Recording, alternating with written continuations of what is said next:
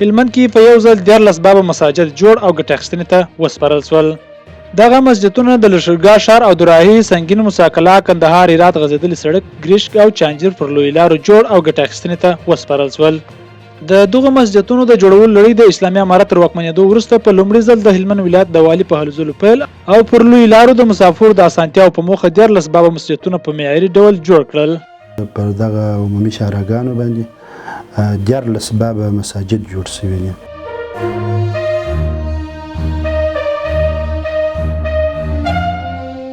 د ارزګان ولایت سیمهییزو چارواکو په مرکز ترینکوټ کې په یوه ترافیکي پیښه کې د 2 کسانو د مړینې او د 2 نورو د ټپي کېدو خبر ورکړی دی. د ارزګان د امنیه قومندانۍ لخوا په خپره شوې خبرپاڼه کې راغلي چې دا پیښه تېر ماښام د ترینکوټ ښار اړوند د کندهار اډې ته نږدې یو موټر سره د یو موټرسایکل د ټکر له کبله شوې ده. د ولایتي روغتون مسؤلینو رسنیو ته ویلي چې د ټپیانو حالت د ډاډ وړ دی.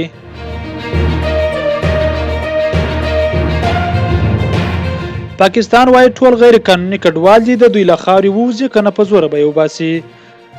رویټر اژانس د پاکستان د کورنۍ چارو د سرپرست وزیر سرفراز بګټي په وینا خبر ورکړی چې سږ کال په پاکستان کې ډیر بریدونه افغان کډوالو کړي دي. بګټي زیاته کړه چې شاوخوا 1,73,000 غیر قانوني افغان کډوال په پاکستان کې ژوند کوي او دوی باید د نومبر تر لومړۍ نیټې له پاکستانه ووځي. له دې مخکې د بخښنې نړیوال سازمان په پاکستان کې د افغان کډوالو د وضعیت په اړه اندېښنه ښودلې وه. دغه سازمان د جنوبي اسیا څانګې ویلي اکثره هغه افغان کډوال چې پاکستان ته تللي هلته ځورول کیږي، نیول کیږي او افغانستان ته ستنول کیږي.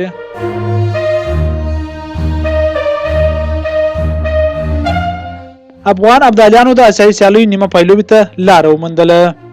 د چین په کوربتوب د 19م پړاو اسیایي سیالیو په ترڅ کې نن افغان ابدالیانو لوبډلې د یوې جالبې او په زړه پورې لوبې وروسته د سریلانکا لوبډلې ته د 8 منډو په توپیر ماته ورکړه او د یادو سیالیو نیمه پایلوبي ته لار وموندل. افغان ابدالیان کرکټ لوبډله به نیمه پایلوبه کې د راتلونکي جمعې په ورځ د پاکستان پر وړاندې لوبه وکړي. په دې لوبه کې افغانستان لومړی توپوهنه وکړه او د نورالي زدران د نیمه سلیزې په مټ د سریلانکا لوبډلې ته 112 منډې هدف وټاکه. په دوهمه پاړۍ کې د سریلانکا ټوله لوبډله د 108 منډو جوړولو وروسته وسوځېدل چې پکښې ګلبدین نایب او قیس احمد درې وکټې واخیستې. افغان ابدالیان کرکټ لوبډله به راتلونکي جمعه د پاکستان د الف لوبډلې په وړاندې د نیمه پایلوبي لپاره میدان ته کښته شي.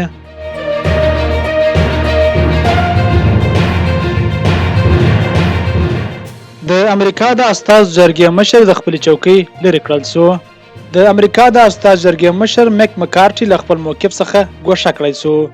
دا د امریکا په تاریخ کې لومړی ځل دی چې دغه هیواد د کانګرس مشر د استهزاء له لارې بېوکه کیږي.